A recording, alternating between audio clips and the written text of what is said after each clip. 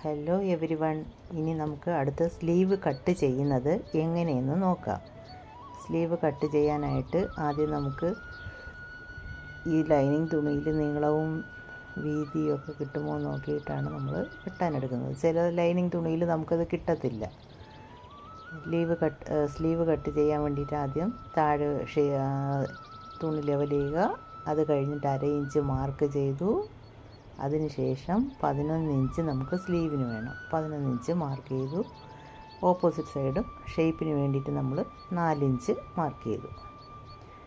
നമുക്കിനി വീതി ഇത് കിട്ടുമെന്ന് നോക്കണം. എനിക്ക് 10 ഇഞ്ച് വേണം, കിട്ടത്തില്ല, 8 ഉള്ളൂ. അപ്പോൾ ബാക്കി നമുക്ക് ജോയിൻ്റ് ചെയ്യേണ്ടി വരും. ഇനി 11 ഇഞ്ച് മാർക്ക് ചെയ്തെടുത്തുനിന്ന് 1.5 ഇഞ്ച് എടുത്ത് അവിടെ നിന്ന് താഴെ നമ്മൾ 4 ഇഞ്ച് മാർക്ക് ചെയ്തെടുത്തോട്ട് ഷേപ്പ് കൊടുക്കുക. നമുക്കിതിന് ചെറിയൊരു പഫ് വേണം. അതിന് വേണ്ടിയിട്ട് മുകളിൽ 1 ഇഞ്ച് മാർക്ക് ചെയ്തിട്ട് ഇതുപോലെ ഇതേ ഷേപ്പിനങ്ങ് കൊടുക്കണം. താഴെ ലെവൽ ചെയ്തെടുത്താണ് വെട്ടാനുള്ളത്.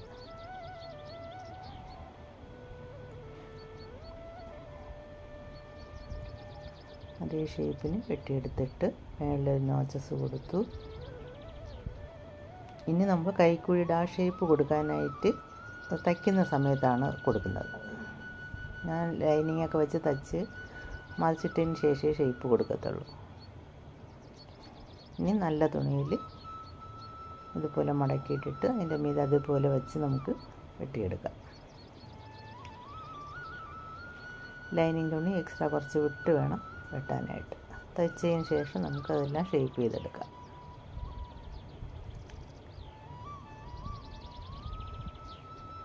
ഇനി പട്ടയ്ക്ക് നമുക്ക് 4.5 വേണ്ടേ. അപ്പോൾ ആ വീതി കിട്ടുമോ നോക്കിയിട്ട് നമുക്കതങ്ങ് വെട്ടിയെടുക്കണം.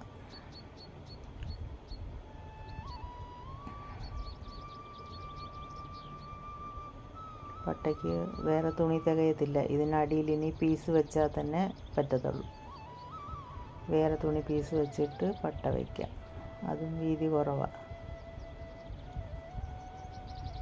വേറെ തുണി വെച്ചിട്ടെടുക്കാം. ഇനി അടുത്ത് നമുക്ക് വേണ്ടത് ഹുക്കും ഐയും വയ്ക്കാനുള്ള തുണിയാണ് വേണ്ടത്. അത് ഈ പീസിന് നമ്മളത് വെട്ടുന്നു. ഹുക്കും ഐയും വയ്ക്കാം ഇതിൽ.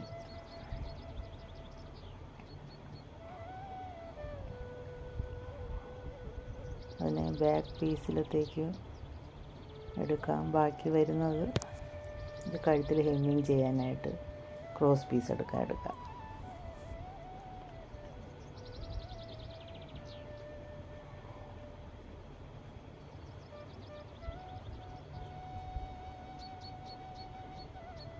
ഹൈനൊക്കെ കൊണ്ട് ക്രോസ് പീസ് കുറച്ച് മതി. ഇതിനെ ബാക്കിൽ പട്ടയ്ക്ക് വേണ്ടിയിട്ട് എടുക്കാം. അതിനുള്ള നീളത്തിന് തികയും. അപ്പോൾ ബാക്കി എല്ലാ പീസും കഴിഞ്ഞു. ഇനി നമുക്ക് സ്റ്റിച്ചിങ് വീഡിയോയിൽ കാണാം.